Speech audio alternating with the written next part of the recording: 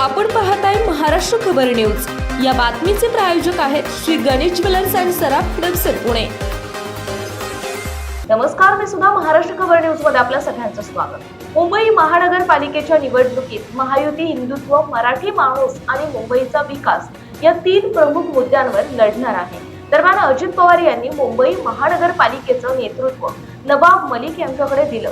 याच कारणामुळे आणि शिवसेना भाजपच्या युतीमध्ये अजित पवारांना सामील केलेलं नाही। दरम्यान नवाब मलिक अजितदादांचे स्टार प्रचारक असल्यामुळे आमचा त्यांना विरोध असल्याचं शिवसेनेचे आमदार संजय शिरसाट यांनी सांगितलंय। तुम्ही नवाब मलिकाला विरोध करताय, परंतु राष्ट्रवादी अजित पवारांचा जो पक्ष आहे त्यांनी स्टार प्रचारकाची यादी जाहीर केली, त्यामध्ये नवाब मलिक अजितदादाच्या यादीमध्ये नवाब मलिक आहेत, म्हणून अजितदादांच्या पक्षाबरोबर युती होत नाही, हे लक्षात घ्या। ज्या ठिकाणी नवाब मलिक आहेत त्या ठिकाणी युती करू नये असं सगळे संकेत एकमेकाला दिलेले, म्हणून आता त्यांनी त्याला स्टार करावं की नाही करावं हा त्यांचा प्रश्न आहे। आमचा विरोधच आहे ना, आम्ही विरोध पहिले स्पष्ट केलेलं आहे, आजही आमचा विरोधच आहे। उद्धव ठाकरे शिवसेनेची रणनीती समोर येते, बंडखोरी होऊ नये की पक्षाला, त्यामुळे शेवटच्या 2 दिवसात उमेदवारी अर्ज भरण्यास उमेदवारांना सांगितलं। ही पक्षाची रणनीती असते, परंतु आता उभाटा फुटू नये, बंडखोरी नाही, उभाटा फुटू नये, त्यांनी इतर पक्षात जाऊ नये यासाठी त्यांनी आखलेली रणनीती।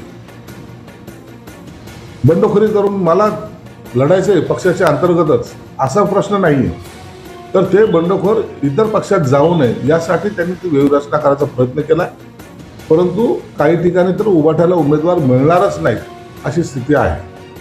आणि देखील युतीचं प्रस्ताव एकमेकांना दिले जातात, निर्णय होत नाही, आणि त्यामुळे हे पण युती होईल की नाही असं बोललं। ठाण्यामध्ये, मुंबईमध्ये, कल्याण डोंबिवलीमध्ये येत्या 2 दिवसामध्ये युती होईल।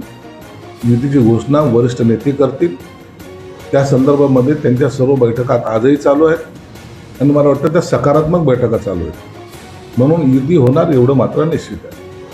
नवाब मलिकमुळे राष्ट्रवादीमध्ये आणि राष्ट्रवादीमध्ये अंतर पडले, त्यात मुंबईत देखील आता दोन्ही राष्ट्रवादी एकत्र येण्याची चर्चा सुरू झाली। मग मुंबईमध्ये शिवसेना, भाजप आणि दोन्ही राष्ट्रवादी